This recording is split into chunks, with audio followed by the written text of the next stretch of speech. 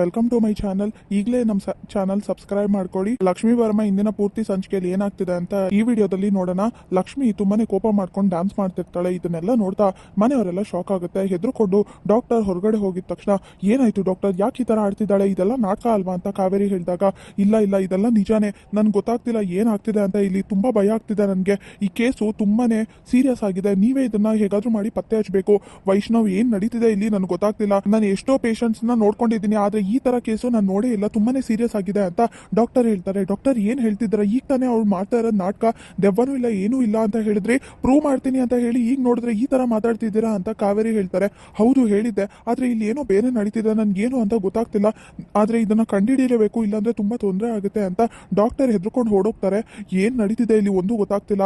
ಅಮ್ಮ ಮಹಾಲಕ್ಷ್ಮಿ ಸುಳ್ಳು ಹೇಳ್ತಿದ್ದಾರೆ, ನಾಟಕ ಮಾಡ್ತಿದ್ದಾರೆ ಅಂತ ಹೇಳಿದ್ರೆ ಈಗೇನ್ ಹೇಳ್ತೀರಾ, ಡಾಕ್ಟರೇ ಹೊರಡೋದ್ರು, ಅವ್ರು ಮಾಡ್ತಾ ಇರೋದು ನಾಟಕ ಅಲ್ಲ ಅಂತ ಅವರೇ ಒಪ್ಕೊಂಡಿದ್ದಾರೆ, ಈಗೇನ್ ಹೇಳ್ತೀಯಮ್ಮ, ಸತ್ಯ ಇರೋದನ್ನ ಈಗ್ಲಾದ್ರೂ ಒಪ್ಕೋ ಅಂತ ವೈಷ್ಣವ್ ಕೇಳಿದಾಗ ಕಾವೇರಿ ಯೋಚನೆ ಮಾಡ್ತಾ ಏನ್ ಮಾಡೋದು, ಇದೆಲ್ಲ ನಾಟಕನ ನಿಜಾನ ಒಂದು ಗೊತ್ತಾಗ್ತಿಲ್ಲ, ಡಾಕ್ಟರ್ ಯಾಕೆ ಓಡೋದ್ರು ಇದಕ್ಕಿದ್ದಾಗೆ ಅಂತ ಕಾವೇರಿ ಯೋಚನೆ ಮಾಡ್ತಾರೆ. ಹೇಳಿ ಅದಕ್ಕೆ ಇವಳು ದೊಡ್ಡ ಸೈಕ್ಯಾಟ್ರಿಸ್ಟ್, ಇವಳೇನೆ ಹೆದರ್ಕೊಂಡು ಹೊಡೋಗ್ತಿದ್ದಾಳೆ ಅಂದ್ಮೇಲೆ ನಿಜವಾಗ್ಲೂ ಇಲ್ಲಿ ಏನೋ ಇದೆ, ನಿಜ ಹೇಳಿ ಅಂತ ಸುಪ್ರೀತಾ ಕೇಳ್ತಾಳೆ. ರೆಂಬೆ ಮುರಿಯೋದಕ್ಕೂ ಕಾಗೆ ಕೂರೋದಕ್ಕೂ ಒಂದೇ ಆಯ್ತಂತೆ, ಎಲ್ಲದಕ್ಕೂ ಕಾವೇರಿ ಅಂತ ಯಾಕೆ ಹೇಳ್ತಿದ್ದೀರಾ ಅಂತ ಕೃಷ್ಣ ಹೇಳ್ತಾರೆ.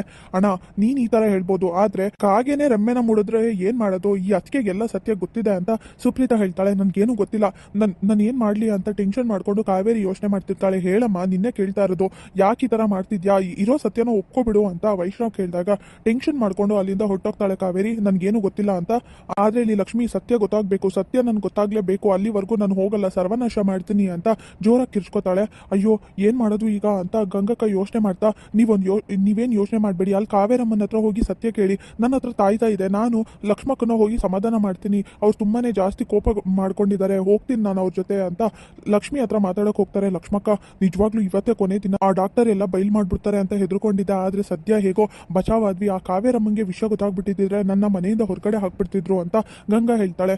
ಏನ್ ಯೋಚನೆ ಮಾಡ್ಬೇಡಿ ಗಂಗಕ್ಕ, ಎಲ್ಲ ಒಳ್ಳೇದಾಯ್ತಲ್ಲ, ಒಟ್ನಲ್ಲಿ ಇವತ್ ಮಾತ್ರ ಸತ್ಯ ಗೊತ್ತಾಗ್ಬೇಕು ಗಂಗಕ್ಕ ಅಂತ ಲಕ್ಷ್ಮಿ ಹೇಳ್ತಾಳೆ. ವೈಷ್ಣವಣ್ಣ ಹೋಗಿದ್ದಾರೆ, ಇವತ್ ಮಾತ್ರ ಅವ್ರು ಬಿಡೋದಿಲ್ಲ, ಸತ್ಯನ ಹೊರಗೆ ತರಿಸ್ತಾರೆ ನೋಡ್ತಾ